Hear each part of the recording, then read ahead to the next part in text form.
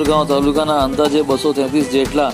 માછીમારોને ગુરુવારે સવારે પોરબંદર થઈને ઉમરગાંવ નારગોલના કોસ્ટલ હાઈવે પાસેના બુદ્ધિબેન ગોવિંદભાઈ બારી નામક હોલ ખાતે આવી પહોંચ્યા હતા, જ્યાં તેઓનું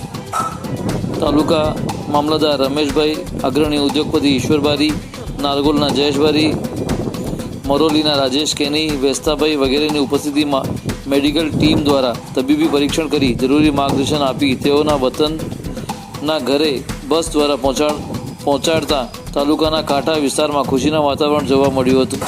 ઉપરોક્ત બાબતે મળતી માહિતી અનુસાર ગત માર્ચ મહિનામાં લોકડાઉન અગાઉ ઈરાનમાં ફસાયેલા માછીમારોએ ઉદ્ભવેલી કોરોના વાયરસની મહામારીને લઈ તમામને ઈરાનથી સ્વદેશ પોતાના સ્વગૃહે લાવવા સરકારમાં રજૂઆતોનો દોર ચલાવ્યો હતો. તેઓની સ્થિતિ ઈરાનમાં રતડતા તેઓને વહેલી તકે ભારત લાવવા ફરી રજૂઆતો થવા પામી હતી,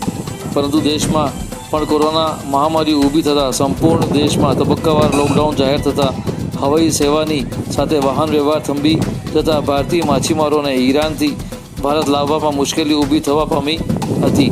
ત્યારે ગત જૂનમાં લોકડાઉન ખુલતા 9મી જૂનના રોજ ઈરાનના ચીરુ બંદરેથી માછીમારોને દરિયાઈ માર્ગે નેવી દ્વારા પોરબંદર ખાતે લાવવામાં આવ્યા હતા અને ત્યાંના ટ્રેનિંગ સેન્ટરમાં 7 દિવસ ક્વોરન્ટાઇન કરવામાં આવ્યા હતા. આ સાથે ઉપરોક્ત માછીમારો પૈકી ઉમરગાંવ તાલુકાના 233 જેટલા માછીમારોને ગુરુવારે 18ના રોજ પોરબંદરથી ઉમરગાંવ ટાઉનના નારગોલ ઉમરગાંવ કોસ્ટલ હાઈવે પાસેના બુદ્ધિબેન ગોવિંદભાઈ બારી નામક હોલ ખાતે લાવીને ઉપસ્થિત મેડિકલ ટીમ દ્વારા તેઓને તબીબી પરીક્ષણ કરી જરૂરી માર્ગદર્શન આપવામાં આવ્યું હતું. આ સાથે ઉદ્યોગપતિ